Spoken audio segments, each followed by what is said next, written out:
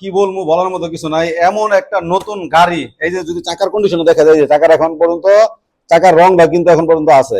12,000 kilometre চললে একটা গাড়ি কি হয়, মাত্র ইঞ্জিনটা ফ্রি হয়েছে মাত্র 4.5 লক্ষ টাকায়। একেবারে লস হয়ে দিব, আমার কিন্তু লস হইব, যথেষ্ট পরিমাণ টাকা লস হইব। মাত্র 4,50,000 টাকা টাকার দরকার, তার জন্য দিয়ে দেবো।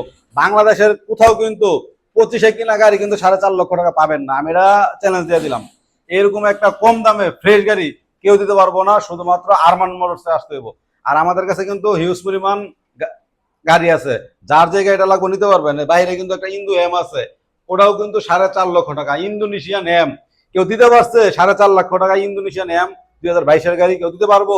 আমার মনে হয় না কেউ দিতে পারবো, মাত্র 4.5 লক্ষ টাকায়। কি বলবো, বলার মতো কিছু নাই। এমন একটা নতুন গাড়ি, এই যে যদি চাকার কন্ডিশন দেখা যায়, যে চাকার এখন পর্যন্ত চাকার রংটা কিন্তু এখন পর্যন্ত আছে।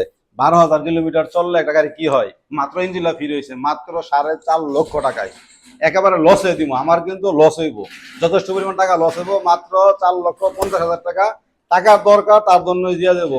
বাংলাদেশের কোথাও কিন্তু 25-এ কিনা গাড়ি কিন্তু 4.5 লক্ষ টাকা পাবেন না, আমি এটা চ্যালেঞ্জ দিয়ে দিলাম।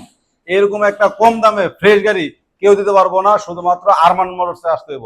আর আমাদের কাছে কিন্তু হিউজ পরিমাণ গাড়ি আছে, যার যে গাড়িটা লাগবে নিতে পারবেন। বাইরে কিন্তু একটা ইন্দু এম আছে, ওটাও কিন্তু 4.5 লক্ষ টাকা ইন্দোনেশিয়ান এম।